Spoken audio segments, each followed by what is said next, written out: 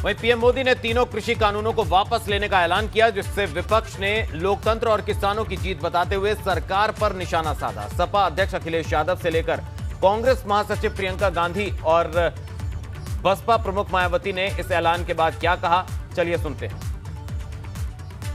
सरकार घबरा करके इन कानून को वापस ले रही है और ये जरूरी नहीं है सरकार के लोग ऐसे हैं, हो सकता है चुनाव के बाद फिर ऐसा कोई कानून ले आए।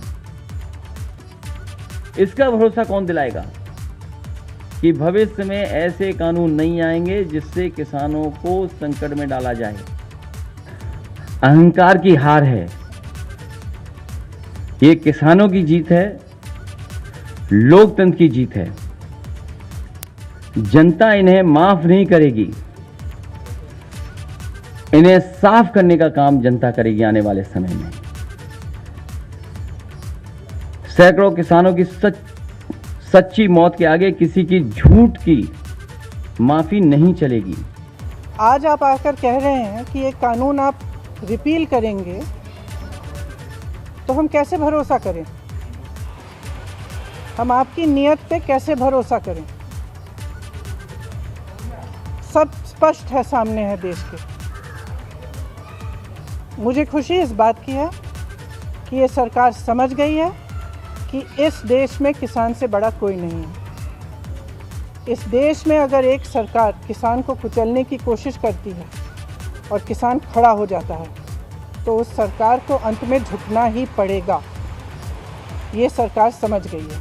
अपने आंदोलन पर डटे रहने व उनमें से कुछ किसानों के शहीद भी हो जाने का बलिदान अंत में रंग लाया और केंद्र सरकार ने उन विवादित कानूनों को अति देर से वापस लेने की घोषणा की, जबकि यही फैसला बहुत पहले ले लेना चाहिए था केंद्र की सरकार को, जिसके लिए देश के समस्त किसानों को हार्दिक बधाई।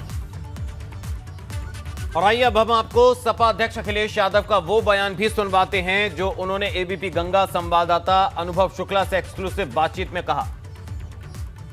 देखिए, जो कानून है, ये तीनों कानून, इसका विरोध हर किसान कर रहा है और कई मौक़ों पर ये कहा जिनके लिए कानून बनाया जा रहा है। अगर किसानों के लिए कानून बनाया जा रहा है और किसान ही उसके पक्ष में नहीं है, तो आखिरकार क्यों कानून लागू कर रहे हैं आप? और आज सरकार को उन कानूनों को वापस लेना पड़ा है। ये किसानों के हित में तो है ही है, लेकिन भारतीय जनता पार्टी ये बताए कि एमएसपी के लिए कब कानून लाएंगे। आज उत्तर प्रदेश की धान की खरीद नहीं हो रही, कहीं खाद नहीं मिल रही, डीएपी नहीं मिल रही। आखिरकार किसान को जब गन्ने की कीमत मिलनी चाहिए, वो कहाँ मिलेगी, ये बताए सरकार।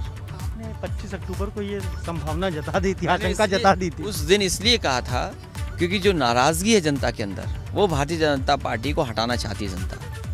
महंगाई दी है, किसानों के साथ संकट पैदा किया है, इसलिए वोट के लिए कानून वापस हुए हैं। और हो सकता है चुनाव जीतने के बाद भारतीय जनता पार्टी किसी न किसी तरीके से दूसरा कानून ले आए।